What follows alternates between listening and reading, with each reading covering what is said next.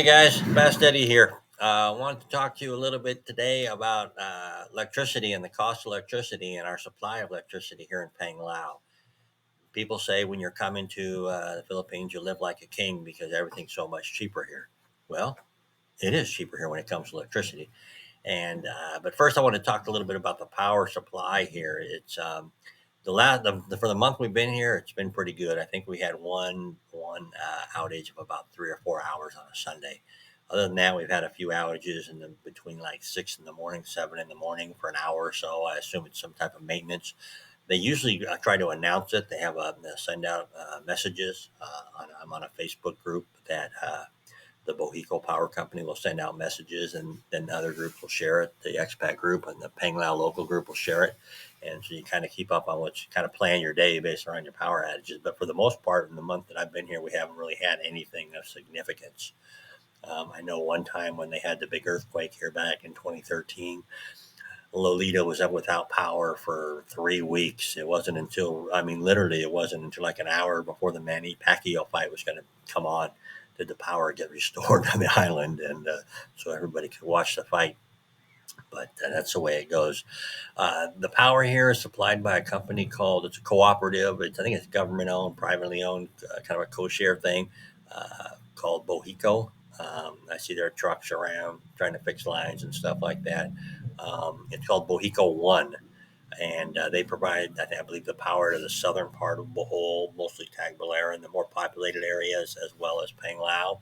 And then Bohico 2 supplies power in the rural parts, the majority of the land mass, anyways, not so much the population, but the land mass in the rural areas. And that was done back in, I think they were created back in '78, had something to do with promoting agriculture and improving the infrastructure in the rural parts of the island for economic gain, which makes sense. There's about 6 power stations here that substations that provide power throughout the island. The power comes down from an island called Leyte, Leyte. Yeah, I guess they have a geothermal plant up there, and it's routed down through big cables in the ocean. When you're leaving the Fastcraft port, you can see, if you're as you're heading out towards Cebu, you'll see the power lines as they come up out of the ocean. They go into a substation right off the coast right there, and you can see the towers that carry the power out across the land there. So that's there.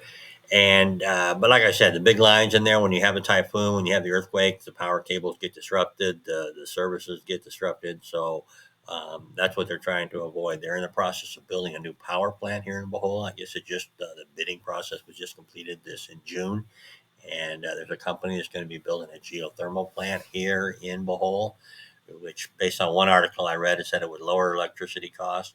Another one said it would raise electricity costs. So I don't know. Maybe the truth lies somewhere in between. And but regardless, you're going to have a geothermal. The use of the steam underground. I mean, you're living on the Pacific Rim of Fire here, so there's lots of volcanic activity, lots of geothermal, and so there's that. So that's kind of where the power comes from. Now I want to talk to you just a little bit about the power and what we pay here. Hey guys, this year I wanted to talk a little bit about electricity costs here in the Philippines. Here we're paying 8.5 pesos or 15 cents a kilowatt. In California, we were paying 47 cents a kilowatt hour. So definitely a big savings, or less expensive here in Bohol. Definitely. What do we got going on here? I got to open this one up here. All right. And the house we're living in, there's 2.5 houses on the meter here, and they average $26 a month. That's their average electric bill. There's not a lot of electricity use here, simply because there's not a lot of they don't have the dual refrigerators in their house. They don't have the electric water heaters. They don't have electric dryers. So there's just not a lot of demand for electricity here. You got your refrigerator going and you got your lights on, and that's pretty much it. Although my wife did just pick up a microwave and an electric rice cooker, so we'll see what happens with the bills there. Um, in California, we averaged about 450 to 500 a month on our electric bills. Obviously, paying 47 cents on average for a kilowatt hour, it definitely adds up. One month in June, I think we were nearly $700 after a little, week long heat wave we had there, and the AC was running all the time. So it definitely adds up. The average use, here in the Philippines, of the 2.5 households here used 196 kilowatt hours per month, whereas in California we were using 1,200 kilowatt hours per month.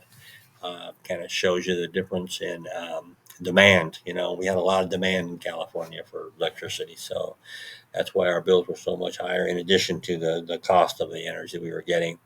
Well, now that the Carolines have come here and we are in Panglao, the 2.5 houses have seen their bill go up, went up to 5,076 pesos or 90 US dollars. Still pretty affordable. I don't have any problem paying that.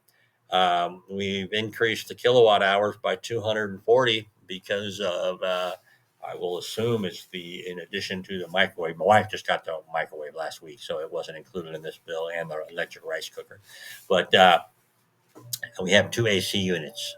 We have one in our bedroom here, and Luke, our son, has one upstairs in his bedroom. Mostly on for night when you're sleeping and stuff. But like right now, it's 10 o'clock here. We're sitting, and I don't even have the AC on. I just have the fan on. But it'll get warmer in here as the sun kicks around, and it will definitely. If I sit in here in the afternoon, I got to have it on, and pretty much all night it's going to be on, coupled with the fan, and it's pretty comfortable. Just a window type AC unit, but it definitely works well. So that's just kind of I just kind of wanted to show you that, break it down to you, and show you. People say when you come to the Philippines with your U.S. dollars, you're going to live like a king. Your money goes farther. Well, when it comes to paying your utility bill, yes, it will. There's no gas here. There's nothing to eat. The gas they do have here is a propane gas that you get in the kind of like we get in the States in the big bottles. People use that if you have an electric stove. They'll fill that up and use that for their cooking. But other than that, there really is no gas here for anything. Water heaters, if they have them, they're kind of on demand type that are in the shower or the bathroom, and they run on electricity. We don't have any of those here. We don't have the water pressure to run them. So we don't have any of them here in this house. So just give you an idea of what it costs. Now, this is in Panglao. Your island may be different, and where you're going to stay at, it really kind of depends. I've heard there's cheaper places. I've heard there's more expensive places. So you just got to check around. And a lot of it has to do with who's providing the power and how it's being generated. I think the geothermal plants are less expensive than the coal, but I'm not certain on that. But something to think about. So hope this is helpful. If you have any thoughts, leave them below. Give me your comments and let me know what you think. All right. Thanks for watching, and please subscribe. Thank you.